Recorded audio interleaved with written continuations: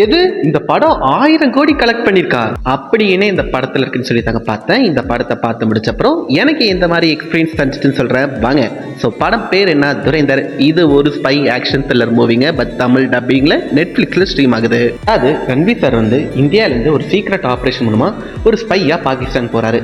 அந்த secret operation என்ன, அவர் பாகிஸ்தான் போறதுக்காண்டி இந்த மெயின் ரீசன் என்ன, ஒன்ஸ் அவர் பாகிஸ்தான் போனப்புறம் அவர் என்னெல்லாம் பண்றாரு, இந்த மாதிரி விஷயங்கள்லாம் இந்த படம் பார்த்து நீங்க தெரிஞ்சுக்கோங்க. ஃபர்ஸ்ட் இந்த படத்தோட டைரக்டருக்கு ஒரு பெரிய கிரெடிட் கொடுப்பேங்க. ஏன்னா இந்த படமே ஒரு சில ட்ரூ ஈவெண்ட்ஸ் அதை பேஸ் பண்ணி தான் எடுத்திருக்காரு. அவர் எடுத்த விதம் ரொம்ப நல்லா இருந்துச்சுங்க. அண்ட் அதே மாதிரி இந்த படத்தில் ஒரு சில சீன்ஸ் எல்லாம் அந்த ஈவெண்ட்ஸை கொஞ்சம் பிளேஸ் பண்ணிப்பாரு. அந்த ஐடியா ரொம்ப நல்லா இருந்துச்சு.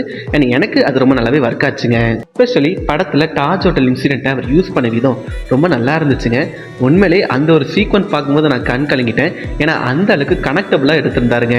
அதே மாதிரி இந்த படத்தோட கேரக்டர்ஸ் ரைட்டிங் ரொம்ப சூப்பராக இருந்துச்சுங்க. அதாவது இந்த படத்தில் நிறைய கேரக்டர்ஸ் இருக்கு.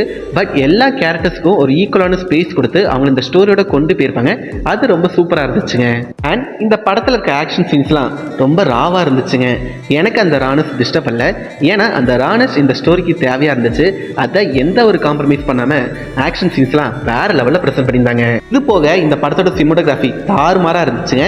அண்ட் இந்த படத்தோட ஆர்டிஸ்ட் எல்லாருமே அவங்களோட கேரக்டர்ஸை ரொம்ப சூப்பராக பண்ணியிருந்தாங்க.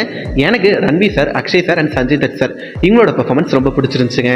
அண்ட் இந்த படத்தோட டீம் இந்த படத்தை 3 hours கிட்ட ப்ரெசென்ட் பண்ணியிருக்காங்க. எனக்கு ஒரு சில சாங்ஸ் அண்ட் ஒரு சில சீன்ஸை கொஞ்சம் ட்ரிப் பண்ணியிருக்கான்னு சொல்லி தோணுச்சு. மற்றபடி அந்த லேக்னஸ் ஃபீல் தந்துச்சான்னு சொல்லிக்கிட்டா அதெல்லாம் தரல. அதுவே ஒரு பெரிய பாசிட்டிவாக பார்க்குறேன். ஓவரால் நான் இந்த படம் ரொம்பவே என்ஜாய் பண்ணி தாங்க பார்த்தேன். எனக்கு நெகட்டிவ் சொல்கிற மாதிரி ஒன்றுமே தோணல.